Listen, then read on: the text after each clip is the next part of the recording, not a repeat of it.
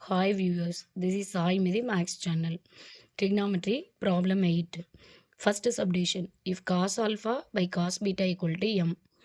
Second பார்த்தீங்கன்னா cos alpha by sin beta equal to n. Then prove that m squared plus n squared cos squared beta equal to n squared. இப்போ left hand side எடுத்துக்கிறோம். m squared plus n squared equal to cos squared beta. இப்போ m என்னன்னு கொடுத்துருக்காங்க cos alpha by cos beta.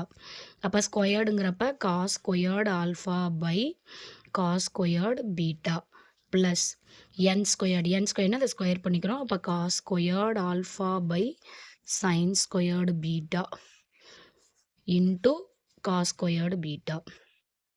இதில் LCM cos squared beta into sin squared beta LCM எடுக்கிறோம். அப்போ cos squared beta into sin squared beta LCM. இப்போ LCM எடுக்கும்போது பார்த்தீங்கன்னா நியூமரேட்டரில் என்ன டேர்ம் மல்டிப்ளை ஆகும்னா sin squared beta. ஏன்னா ஆல்ரெடி டினாமினேட்டரில் cos squared beta இருக்குது. அப்போ sin squared beta into cos squared alpha plus இங்கே sin squared beta ஆல்ரெடி டினாமினேட்டரில் இருக்கனால நியூமரேட்டர் cos squared beta. அப்போ cos squared alpha into cos squared beta.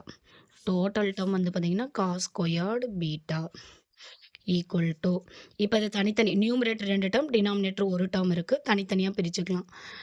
பிரிக்கிறதுக்கு முன்னாடி பார்த்தீங்கன்னா பிரிக்கும் போது பார்த்தீங்கன்னா sin squared beta into cos squared alpha divided by cos squared beta sin squared beta plus இது வந்து பார்த்தீங்கன்னா cos squared alpha into cos squared beta divided by cos squared beta into sin squared beta into cos squared beta.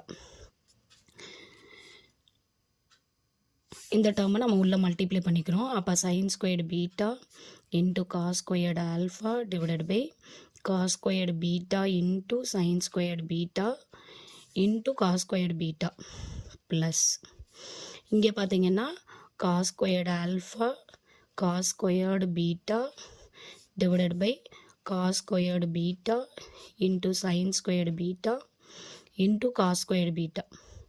இப்போ இந்த நியூமரேட்டரில் இருக்கிற sin squared cos squared beta remaining பார்த்தீங்கன்னா cos squared alpha plus இதை நீங்கள் LCM எடுக்காமல் கூட multiply பண்ணி கேன்சல் பண்ணிக்கலாம். இது ஈஸியாக தான் இருக்கும்.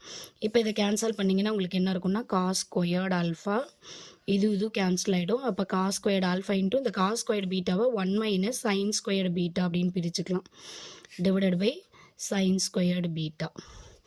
இப்போ இது என்ன ஆகும்னா cos squared alpha ப்ளஸ் இது நியூமரேட்டரில் வந்து இங்கே மல்டிப்ளை பண்ணுறோம். அப்போ cos squared alpha minus cos squared alpha into sin squared beta divided by sin squared beta.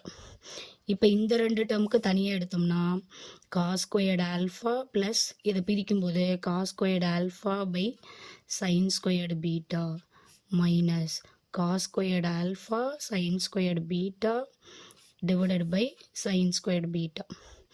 இப்போ இது கேன்சல் ஆகிடும். ரிமைனிங் பார்த்தீங்கன்னா cos squared alpha plus cos squared alpha by cos squared beta minus cos squared alpha.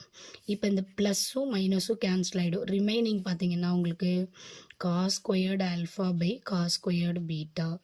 இப்போ இது ஆக்சுவலாக cos alpha by here இங்கே sin squared beta. அப்போ sin beta whole squared.